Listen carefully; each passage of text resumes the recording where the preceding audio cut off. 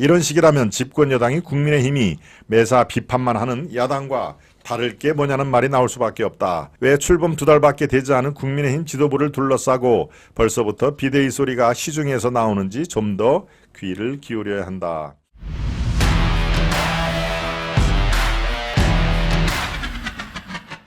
어느 보좌관의 해고, 이렇게 나왔습니다. 네, 어느 보좌관의 해고, 이거 제가 갖고 온 오늘 칼럼, 네, 말씀드렸다시피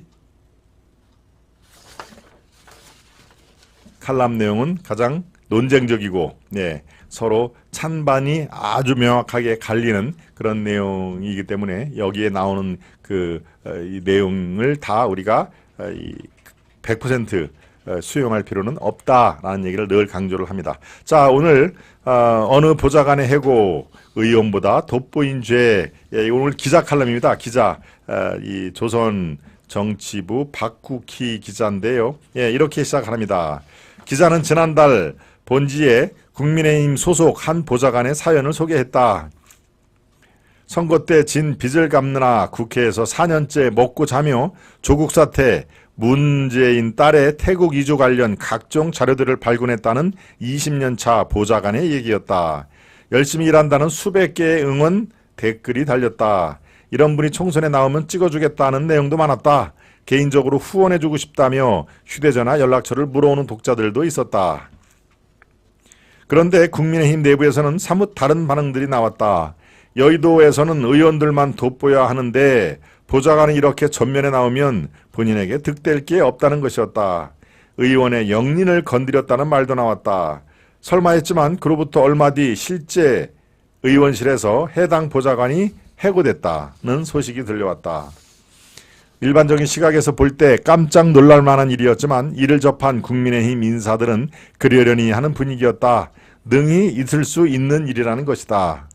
최근 국민의힘 내부에서 접한 민심과 당심의 괴리는 이뿐만이 아니었다.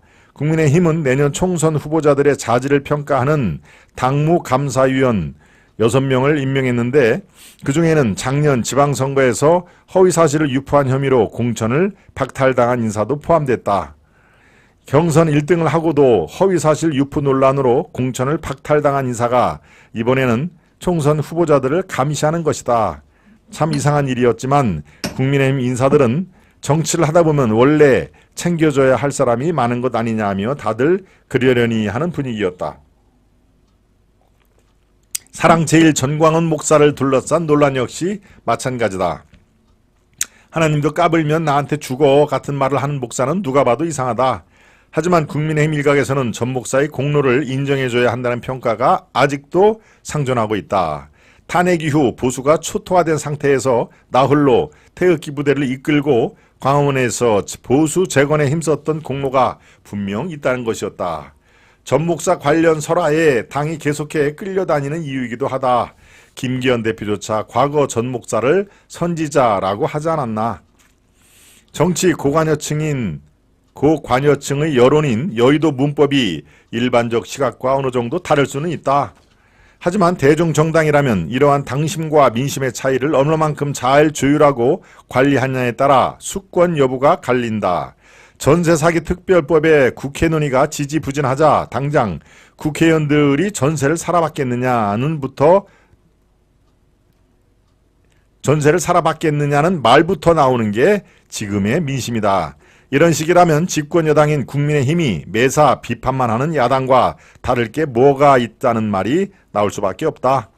왜 출범 2달밖에 되지 않은 국민의힘 지도부를 둘러싸고 벌써부터 비대위 소리가 시중에 나오는지 좀 더 기울여야 한다.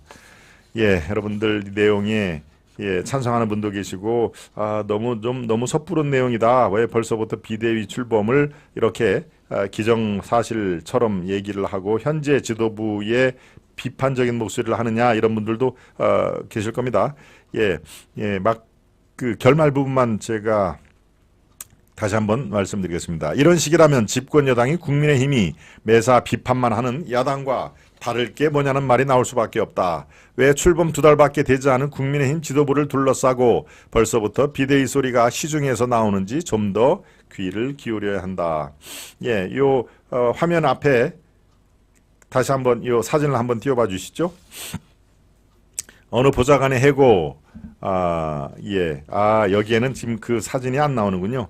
예, 이 이준우 보좌관이라고 하는 보좌관이 집이 없어서, 집이 잘 곳이 없어서, 이 의원회관에 간이 침대를 한쪽에 놓고 여기서 4년 동안을 지내고 있다라고, 지금 저 사진이죠. 그 옆에 보면은 간이 침대가 있죠. 이불 하나 달랑 있고, 저기서 4년 동안 저 보좌관이 의원회관 저 집무실 바로 저 책상 옆에서 저 간이 침대 놓고 4년 동안을 지냈는데, 야, 저런 보좌관이 있구나 하고 많은 사람들이 박수를 쳤지만 결과적으로는 소속 의원실에서 최근에 해고가 됐다. 그 이유를 알아보니까 의원이 돋보여야 되는데 그 의원은 돋보이지 않고 그 자신 보좌관이 자기 정치를 한 것이다라는 그런 이유로 해고가 됐다 하는 얘기니까요.